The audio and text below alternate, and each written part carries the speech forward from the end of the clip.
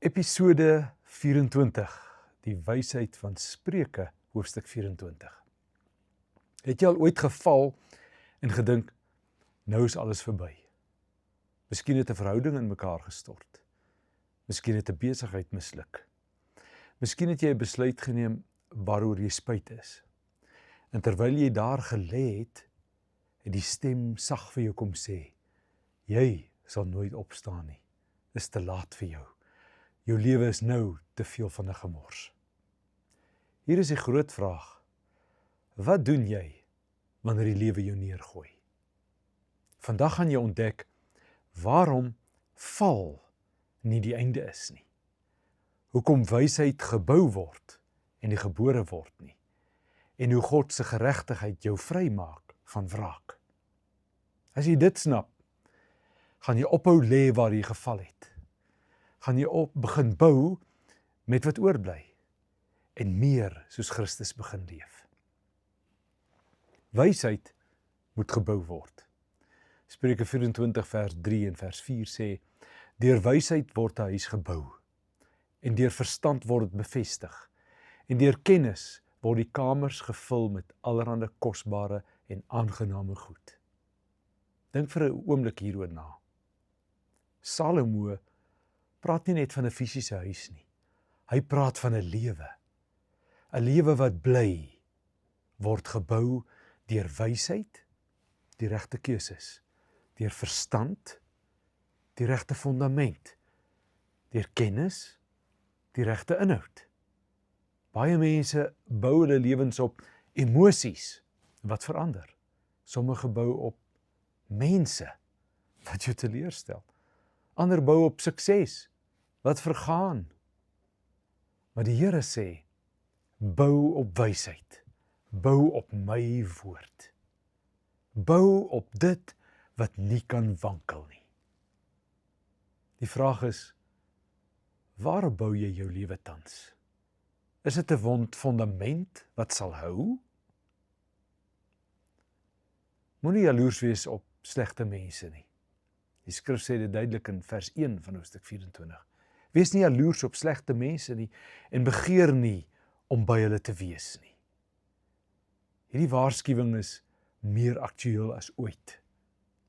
Ons leef in 'n wêreld waar oneerlikheid beloon word, waar bedrog voordelig lyk en sonde soms suksesvol lyk. En dan kom die versoeking saggies by jou en hy sê, as hulle daarmee kan wegkom, as dit vir hulle werk, waarom nie vir my nie? Maar vers 20 gee vir ons die antwoord. Hy sê, want vir die slegte mens is daar geen toekoms nie. Die lamp van die goddelose sal uitgedoen word. Die sukses van goddelose lyk tydelik. Die seën van die regverdige is permanent. Moenie 'n tydelike voordeel ruil vir 'n ewige belofte nie. Staan op, nog een keer. Vers 16 bevat een van die kragtigste verse in die hele boek. Hy sê, want die regverdige val 7 maal en staan weer op, maar die goddelose struikel in die ongeluk. Hierdie vers verander alles. Let op wat dit nie sê nie. Dit sê nie, die regverdige val nooit nie. Dit sê nie, die regverdige het dit nie maklik nie. Of het dit maklik nie. Dit sê ook nie, die regverdige is perfek nie. Dit sê, die regverdige staan weer op. 7 maal. Elke keer. Sonder uitsondering. Die verskil tussen die regverdige en die goddelose is nie dat die een nooit val nie. Die verskil is wat hulle doen nadat hulle geval het. Die regverdige staan op. Die goddelose bly lê. Aan jou wat vandag afvoel. Jou val definieer jou nie. Jou opstaan definieer jou. Moenie wraak soek nie, sê Spreuke 24 vers 29 vir ons. Hy sê, soos hy aan my gedoen het, so sal ek aan hom doen. Ek sal die man vergeld na sy werk nie. Hierdie is een van die moeilikste wyshede om te leef. Want wanneer iemand jou seer maak, is die natuurlike reaksie vergelding, terugsny, sorg dat hulle ook voel wat jy gevoel het. Maar die Here sê, dis my werk, nie joune nie. Vers 12 bevestig dit met 'n vraag. Sal hy dit nie vergeld aan die mens na sy werk nie? Die Here sien alles. Hy onthou alles. Hy stel alles reg op die regte tyd. Wanneer jy wraak soek, bind jy jouself aan die persoon wat jou seer gemaak het. En dra jy las wat God nooit bedoel het vir jou nie. En vertrou jy jouself eintlik meer as vir hom. Maar wanneer jy loslaat, word jy vrygestel.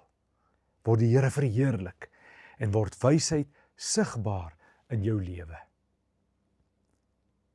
Moenie wegkruip wanneer dit moeilik raak nie. Vers 10 sê iets wat bly. Hy sê, as jy moedeloos word in die dag van teëspoed, dan is jou krag klein. Hierdie vers is nie 'n veroordeling nie. Dit is 'n uitdaging. Teëspoed toets nie net jou omstandighede nie. Dit toets jou karakter. Verse 11 en 12 voeg 'n ernstige opdrag hierby. Hy sê, red die wat weggesleep word na die dood en die wat wankel na die slagplek. As jy sê, kyk, ons het dit nie geweet nie, sal hy wat die harte toets dit nie merk nie? God roep ons nie net om onsself te red nie. Hy roep ons om ander te red. Wanneer jy opstaan na jou eie val, word jy 'n instrument in die Here se hand om iemand anders te help opstaan. Jou pyn het 'n doel. Jou herstel het 'n roeping. As jy hierdie episode vandag jou geraak het en as jy iets nuuts gesien het in God se woord, dan is dit vir jou gemaak. Like hierdie video, sodat meer mense hierdie wysheid kan ontdek. Subscribe op ons kanaal sodat jy geen episode misloop nie, want elke week gaan ons dieper in die woord van die Here in. Deel hierdie video met iemand wat dit vandag nodig het. Miskien is dit juis iemand wat sukkel om ook op te staan. Want een video kan 'n lewe verander. Deel dit vandag. Kom ons vat Spreuke 24 eenvoudig saam.